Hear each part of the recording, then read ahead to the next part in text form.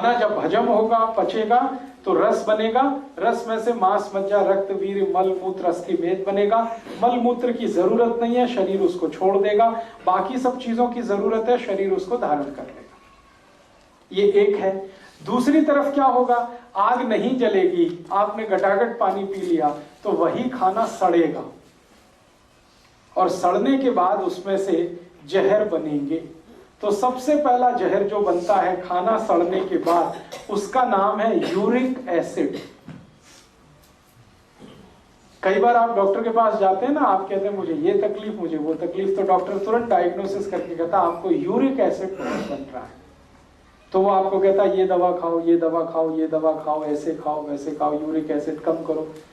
ये विष है यूरिक एसिड, और ये इतना खतरनाक विष है कि अगर आपने इसको कंट्रोल नहीं किया या बंद नहीं किया तो ये आपके शरीर को उस स्थिति में ले जा सकता है कि आप एक कदम भी चल ना सके, टोटली बेड रिडन हो जाए, बिस्तर पे ही आपको पड़ा रहना पड़े, पेशाब भी बिस्तर पे निकले और आपको संडास भी बिस्तर पे ही करनी पड़े। यूरिक एसिड इतना खतरनाक है, वहां तक लेके जाता है।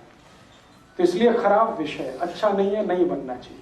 और एक उदाहरण देता हूं, जब खाना सड़ता है तो यूरिक एसिड जैसा ही और एक विष बनता है शरीर में, उसी को कहते हैं LDL, लो डेंसिटी लिपोप्रोटीन, माने खराब कोलेस्ट्रॉल। डॉक्टर अक्सर आपको कहता है, आप जाते हैं ब्लड प्रेशर चेक कराने, डॉक्टर कहता है हाई बीपी है, फिर आप पूछोगे कारण बताओ, तो कहेगा आपको कोलेस्ट्रॉल बहुत है। तो कोलेस्ट्रॉल कौन सा बहुत है, आप और ज्यादा डीप पूछेंगे तो कहेगा LDL बहुत है, लो डेंसिटी लिपोप्रोटीन। और इससे भी ज्यादा खराब और एक विष है, वो है VLDL, very low density lipoprotein. ये भी कोलेस्ट्रॉल जैसा ही विष है। अगर VLDL बहुत बढ़ गया तो भगवान भी नहीं बचा सकता आपको। कितनी खराब स्थिति है शरीर। और एक उदाहरण देता हूं, खाना जब सड़ता है पेट में तो इसी में से कुछ और भी जहर बनते हैं। उन जहर के कुछ नाम हैं, अंग्रेजी में हम कहते हैं ट्राइग्लिसराइड्स। डॉक्टर आपको डायग्नोस करके कहता है कि आपका ट्राइग्लिसराइड्स बहुत बढ़े हुए हैं, समझ लीजिए विष निर्माण हो रहा है शरीर में। तो कोई यूरिक एसिड के नाम से कहे, कोई कोलेस्ट्रॉल के नाम से कहे, कोई LDL के नाम से, VLDL के नाम से कहे, या ट्राइग्लिसराइड, समझ लीजिए ये सब विष हैं। और ऐसे विष 103 हैं, मैंने आपको 4-5 नाम लिए। ये सारे विष तब बनते हैं जब खाना नहीं पचता, खाना सड़ता है। मतलब समझ लीजिए किसी का कोलेस्ट्रॉल बढ़ा हुआ है तो एक ही मिनट में ध्यान आना चाहिए खाना पच नहीं रहा है। कोई कहता है मेरा ट्राइग्लिसराइड्स बहुत बढ़े हुए हैं, तो एक ही मिनट में डायग्नोस कर लीजिए आपके खाना पच नहीं रहा है। कोई कहता है यूरिक एसिड बढ़ा हुआ, तो एक ही मिनट आपको लगना चाहिए ये समझने में खाना पच नहीं रहा है। क्योंकि खाने के पचने पर इनमें से कुछ नहीं बनता। खाने के पचने पर बनता है मांस, मज्जा, रक्त, वीर्य, मल मूत्र, अस्थि, मेद, ये सब पचने पे बनता है। नहीं पचने पर क्या बनता है, uric acid, triglyceride, cholesterol, LDL, VLDL, ये सब बनते हैं।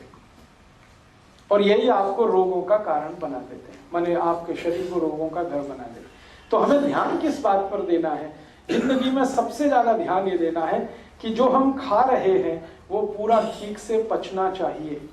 और खाना ठीक से पचना चाहिए, इसके लिए पेट में आग जलनी ही चाहिए, क्योंकि बिना आग के खाना पकता नहीं है और पचता भी नहीं।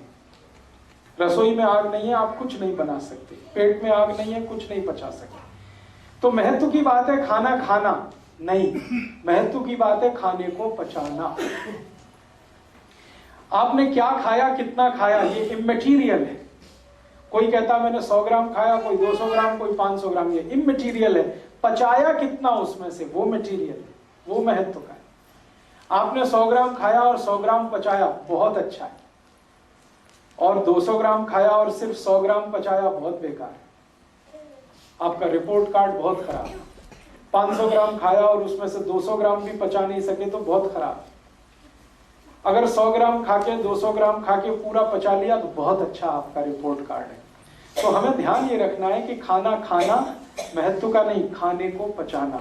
और खाने को पचाने के लिए महत्व की चीज है अग्नि। तो अग्नि जलेगी तो खाना पचेगा। इसका मतलब खाना खाते ही पानी नहीं पिएंगे तभी अग्नि जलेगी, तभी खाना पचेगा, तभी उसमें से मांस मज्जा रक्तवीर्य मलमूत्र बनेगा।